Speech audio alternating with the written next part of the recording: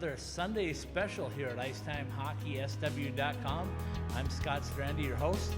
Got a great guest today, folks. We always have great guests, but this one is really special, especially for me to sit down with an NHL icon, assistant coach of the Columbus Blue Jackets, and skating, skill, you name it. He's an instructor of all sorts. He spent a week here at UNLV in Las Vegas working with the UNLV program for his third straight year. Kenny MCCUDDEN, he's an NHL icon. What can I say, folks? It was a pleasure to visit with him. It's a pleasure to have him on the Sunday Special. I think you're going to love what you hear from him. If you're just a hockey fan at all, to have a talent like this on the ice with the players here just speaks to how well the growth of our programs in the Desert Southwest have really gotten. So with no further ado, let's step in and visit with Kenny MCCUDDEN, assistant coach.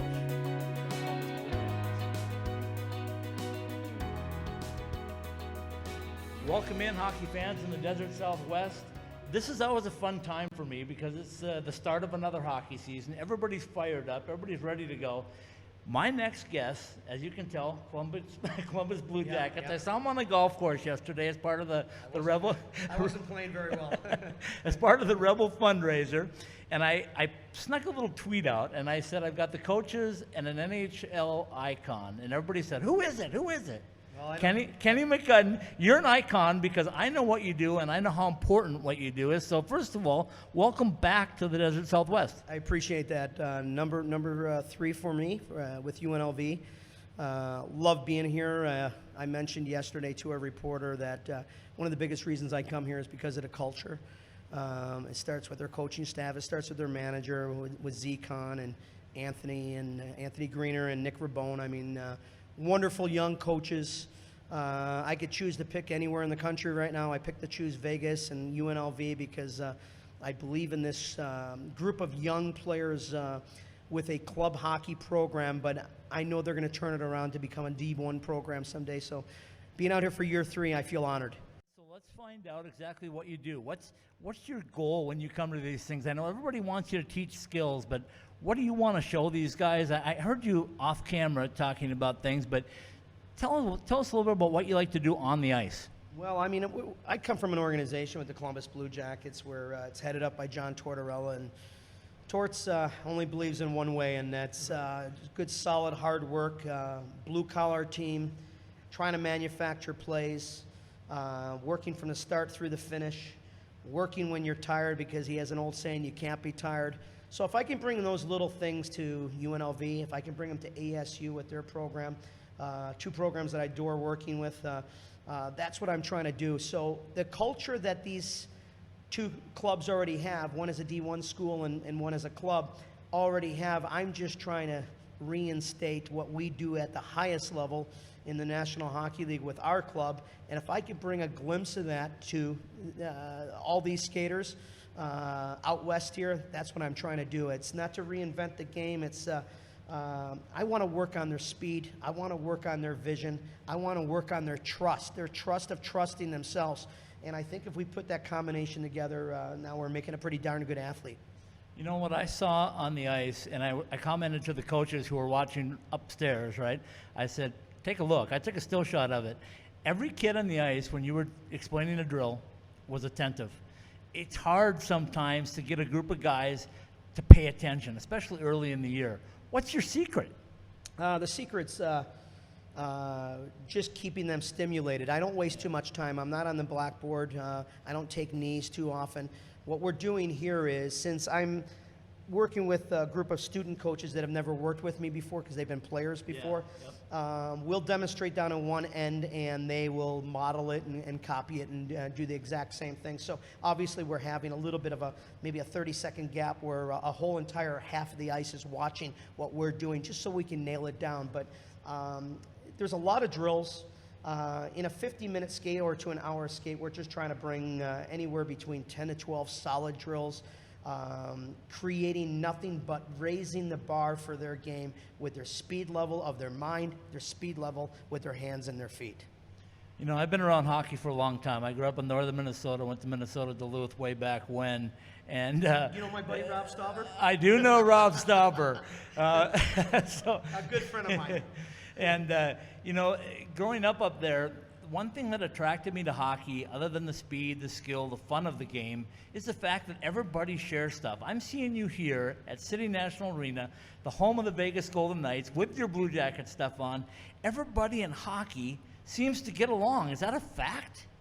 I think the hockey world's probably the greatest world and sport to be around, because everybody does share things, and everybody, I mean, there's really no secrets out there when it comes to systems and that type of thing. But yeah, I think it's pretty interesting to walk in here with a Blue Jackets sweatsuit on and gloves, and come out here representing not only my club back home in Columbus, but representing myself. And but yes, on their territory and on their ice, yeah, it's a little different, but that's what summer's for. Summer's for training, and I can only hope that some of their coaches maybe get to see what we're doing out there and grab a drill or two, because that's what it's about.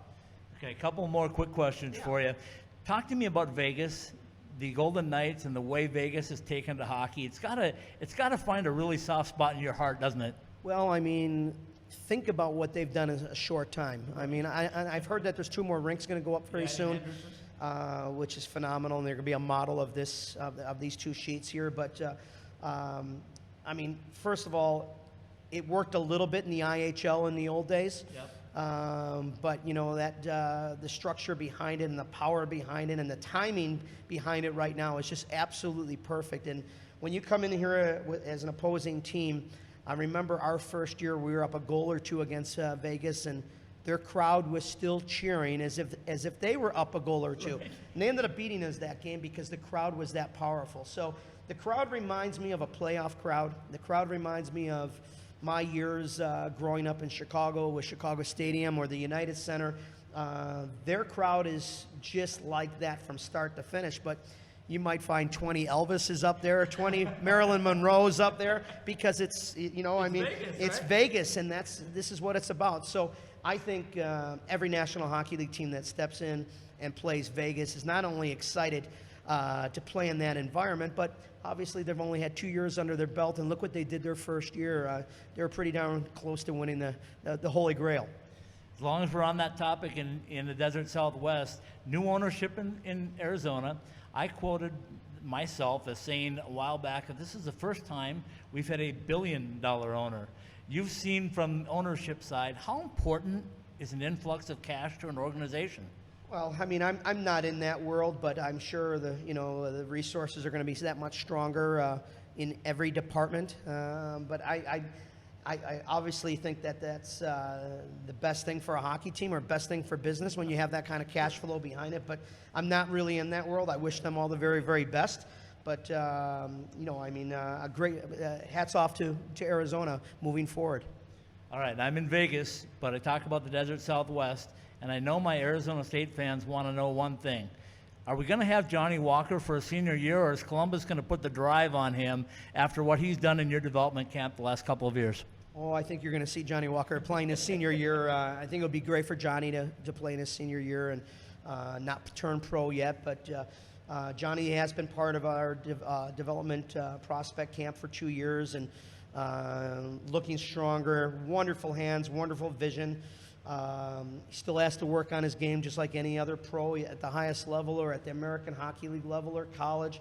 But Johnny's been a treat to have around our organization, and we believe in him as far as bringing him in. And I know he loves knowing that a National Hockey League team is somewhat interested in him. And Johnny Walker is pretty close last year to possibly winning the Hobey Baker. And if he didn't get hurt, I think he had a really good shot at it. And I have a chance to train with him in the summer. I wasn't able to train with him this summer, but 2 summers before, and pretty heavily. Not so much this year due to my travel and not Johnny's fault. But look forward to seeing him next week, because he's a kind of player that he's got pro habits. He understands what it takes to get to the next level, and that level could be the American Hockey League, not just necessarily the National Hockey League. So Johnny's putting in the time, and when a player invests in his career like the way Johnny has, you're going to reap the rewards from it. Final thing for you, Columbus Blue Jackets, are they ready to take that step to win a Stanley Cup this year? And the second part of that question is, give us something on John Tortorella and what it's like to be an assistant with him, because his personality is top-notch. His skill level is top-notch. Give us a little insight on Columbus. Well, I'll answer that question with Torts in general. Okay. Where we are as a club is a lot because of John Tortorella, changing the culture, and he's done incredible things. And John Tortorella inherited the coaching staff that he's got right now, because it was Todd Richards that was with us before, who's now in Tampa. And Todd was actually the one who brought me in. And here Torts inherits us, and he keeps this core group of coaches together, and we love working with them. But between Torts and Jarmo Kekalainen, they're a wonderful team. Their trust for one another, their respect for one another. And what has happened in the last 4 years with Columbus has been phenomenal, because it took Torts his first year 4 years ago to change some things, change the rules.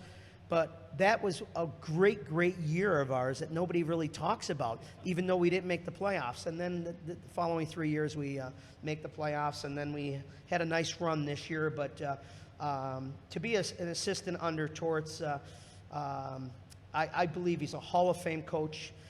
He does it his way.